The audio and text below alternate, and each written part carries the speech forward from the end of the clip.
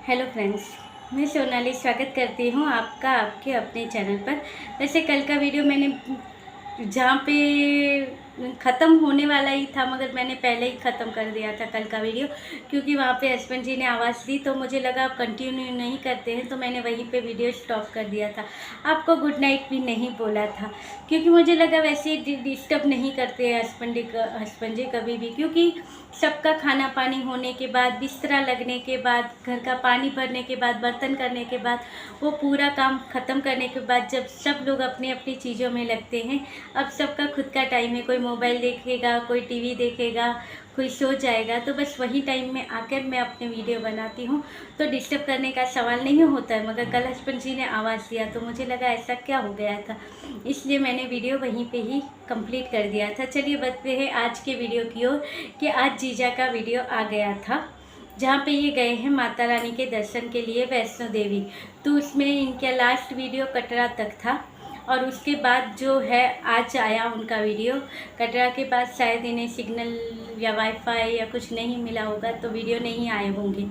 मगर देखिए, एक बात कहूँ कि भक्ति अगर हम करते हैं तो सच्चे मन से करनी चाहिए, और जहाँ पे यात्रा पे और कहीं पे हम जाते हैं तो वो सच्चे मन से करना चाहिए। जो सच्चे मन से की हुई चीज़ें होती हैं हमेशा सफल होती है, और मन में थोड़ी सी भी किसी के लिए खोट रख दो तो चीज़ें कंप्लीट नहीं होती है। खास करके भक्ति में ये दर्शन, यात्रा, ये सारी चीज़ें ऐसी होती हैं जहाँ पे जाते समय मन में से बैर, क्रोध, कपट, लालच, ईर्ष्या, ये सारी चीज़ें वहीं पे छोड़ के आदमी चलता है, क्योंकि वो पेश ऐसी होती है भगवान की कि वहाँ पे जाएंगे तो हम हैं, भगवान हैं, इनके साथ हमारी ट्यूनिंग है, हमें उनके साथ बातें करनी है, उनके साथ टाइम स्पेंड करना है।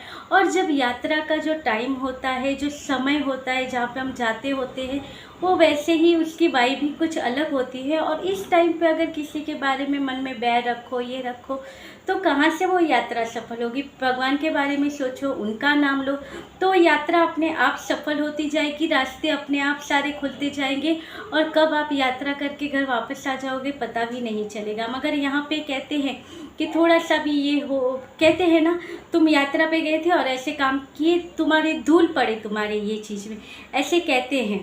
तो भाई देखिए, आज जो जीजा का वीडियो आया, जहाँ पे ये गए थे यात्रा के लिए, तो हेलीकॉप्टर की बुकिंग करवानी थी, और जहाँ पे नाम लिखवा के अपना वो पास जो लेना था वो सब करवाना था।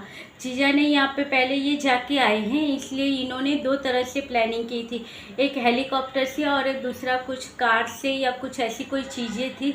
तो उससे दो चीज़ों से इन्होंने करके रखी थी प्लानिंग, कि इससे ना तो उससे हो जाएगा।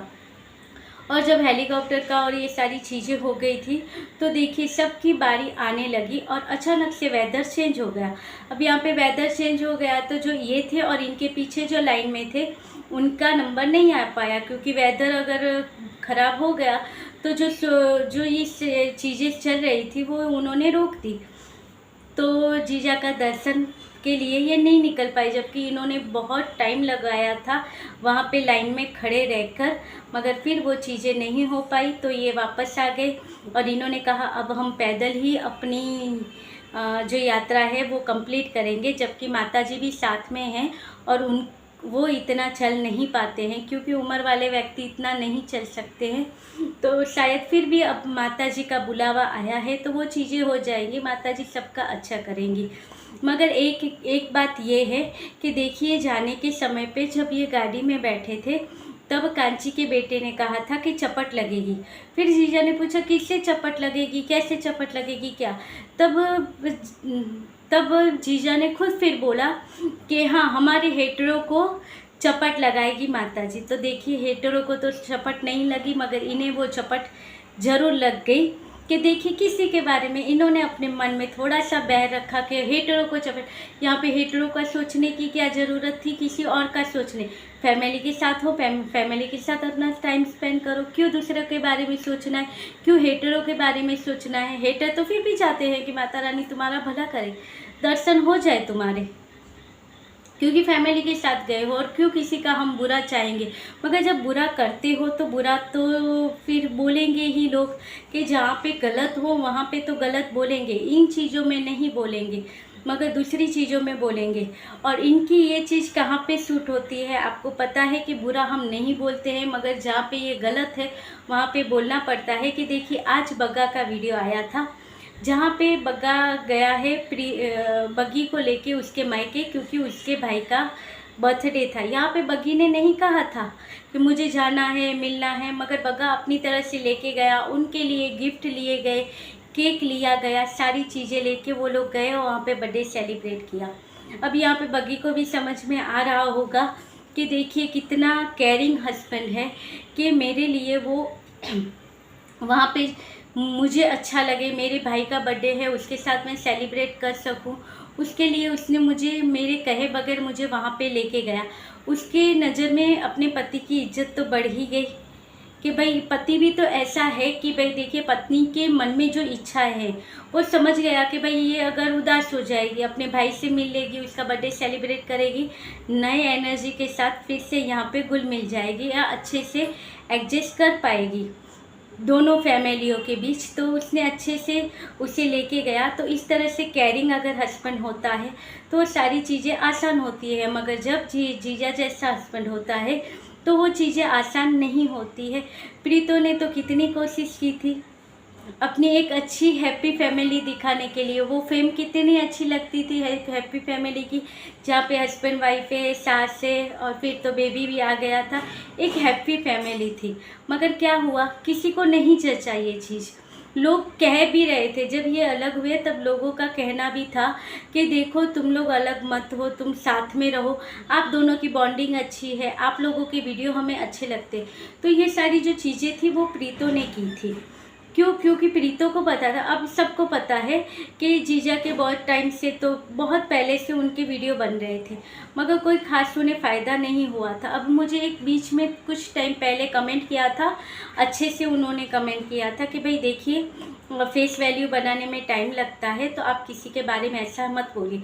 मगर देखिए मैंने उनके बारे में बुरा नहीं बोला था, मगर मैं ये कह रही हूँ कि देखिए फेस वैल्यू बनाने में बहुत टाइम लगता है, वो हमें भी पता है। अब देखिए मेरे ही चैनल, मैं कहूँ तो मेरे 2 चैनल तो 3 साल हो गए, 3 साल से ऊपर, मगर देखिए आज तक एक चैनल पे तो सब्सक्राइबर भी कंप्लीट नहीं हुए, और ये चैनल भी कितना चल रहा है सबको दिख रहा है। तो वो बनाने के लिए टाइम लगता है, या कितने साल भी लग जाते हैं। तो इनकी भी वही हालत थी। एक हैप्पी फैमिली, लोगों को क्या पसंद है ये प्रीतो को अच्छे से पता था, तो प्रीतो ने उन्हें सिखाया था जीजा को। आज ये जो अच्छे अच्छे बातें होती है किस लिए होती है, देखिए ये सारी चीज़ें प्रीतो ने सिखाई थी कि लोगों को क्या पसंद है। जो प्रीतो का खुद का भी सपना होगा वो चीज़ें उसने यहाँ पे डाली, उनके साथ बॉन्डिंग बनाई, और जो परेशानियाँ होती थी वो सारी परेशानियाँ इसने छुपा दी। एक हैप्पी फैमिली, एक आदर्श बहू, आदर्श बेटा, ऐसी इसने अपनी लाइफ बनाई। और किया भी क्या, बहुत कुछ किया। एक आदर्श फैम हमें दिख रही थी। और देखिए यही लोग हैं जिसने एक हैप्पी फैमिली की चीज़ यहाँ पे बनाई, लोगों को दिखाई कि ये होती है हैप्पी फैमिली, ये होती है हस्बैंड वाइफ की बॉन्डिंग, या वो दोनों मिल के चल रहे हैं, अच्छे से चले। अंदर जो भी हो रहा था, मगर कभी प्रीतो ने बताया नहीं कि क्या हो रहा था। उसने हमेशा यहाँ पे हैप्पी फैमिली दिखाई। जब जीजा का बर्थडे आया था तब प्रीतो ने वो अच्छे से कोलाज बना के भी दिया था। फिर उसके ऊपर से शायद ये भी लगा कि एक बार जीजा ने कहा कि इसमें माता जी की फ़ोटो नहीं है, ये नहीं। तो प्रीतो ने कहा कि तुम्हारे पास कितनी फ़ोटो है तुम्हारी माँ की, आज जो ये बेटा मामा करके घूम रहा है, तुम्हारे पास कितनी फ़ोटो है, माता जी की फ़ोटो ही नहीं है।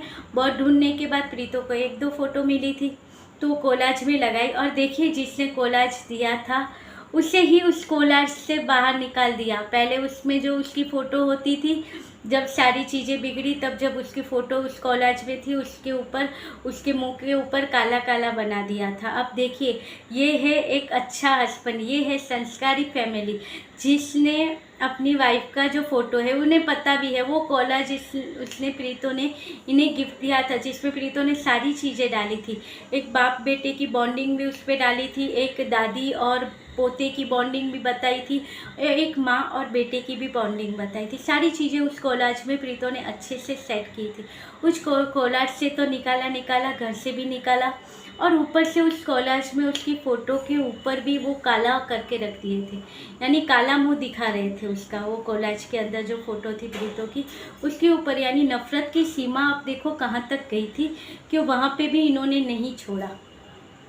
मगर प्रीतो ने वो चीज़ें अच्छी करने की कोशिश की थी, मगर कहते हैं ना, अच्छी चीज़ें सबको हजम नहीं होती। देखिए आज भी इनको अच्छी चीज़ें हैं, कितनी अच्छी जगह पे गए हैं, कितना शांत चीज़ें हैं।